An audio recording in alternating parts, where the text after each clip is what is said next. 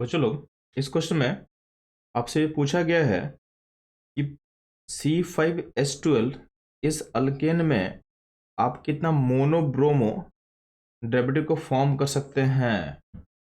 तो सबसे पहले क्या होगा, इस क्वेश्चन को सॉल्व करने के लिए हमको C5H12 का हमको स्ट्रक्चर ड्रॉ करना पड़ेगा जो इसमें पॉसिबल हो सकता है।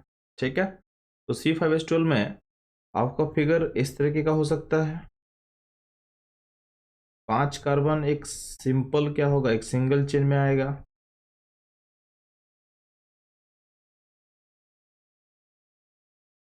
इसके बाद ध्यान देना, आपका 4 कार्बन का चेन हो सकता है, उसमें एक ब्रांच हम ले सकते हैं।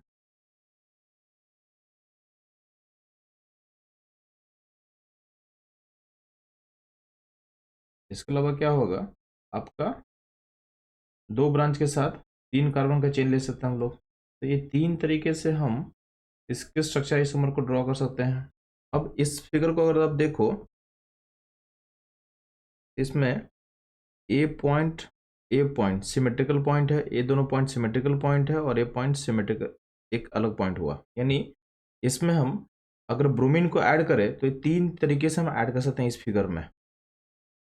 यानी पोजीशन 1 पे हम ऐड कर सकते हैं, या पोजीशन 2 पे ऐड कर सकते हैं, या पोजीशन 3 पे ऐड कर सकते हैं। हर केस में आपका कंपाउंड क्या होगा, डिफरेंट होगा। अगर आप इस फिगर को देखो तो ए पॉइंट और ए पॉइंट सिमेट्रिकल पॉइंट है। ए पॉइंट एक नया पॉइंट हुआ, ए पॉइंट एक और नया पॉइंट हुआ, और ए पॉइंट एक और नया पॉइंट हुआ। ठीक है, इस फिगर में अगर हम ब्रोमीन को जोड़े तो क्योंकि आपको सिंगल ब्रोमीन को जोड़ना है तो आपको क्या सिंपली क्या करना है, एच को रिमूव करके बी आर को जोड़ोगे आप। तो यहाँ पे आपके पास 4 पॉसिबिलिटी है ब्रोमीन को जोड़ने का। और इस फिगर में ध्यान देना, आपका ये सारा पोजीशन सिमेट्रिकल पोजीशन है, तो इसमें कहीं भी ब्रोमीन को जोड़ोगे आउटकम क्या रहेगा, सेम ही रहेगा। ठीक है, तो अगर हम काउंटिंग करें तो इस फिगर में 3 पॉसिबिलिटी है ब्रोमिनेशन का, इस फिगर में 4 पॉसिबिलिटी है, और इस फिगर में क्या होगा, एक पॉसिबिलिटी होगा मोनोब्रोमिनेशन का। इस क्वेश्चन में भी मेंशन किया हुआ था कि हमको स्टीरियोसोमर्स को काउंट नहीं करना है, हमको सिर्फ स्ट्रक्चर आइसोमर बताना है। तो अगर हम देखेंगे तो इस फॉर्मूला के करस्पॉन्डिंग जो स्ट्रक्चर आइसोमर बनने वाला टोटल, वो बनने वाला है मोनोब्रोमिनेशन के बाद, वो बनने वाला है बच्चों लोग 8।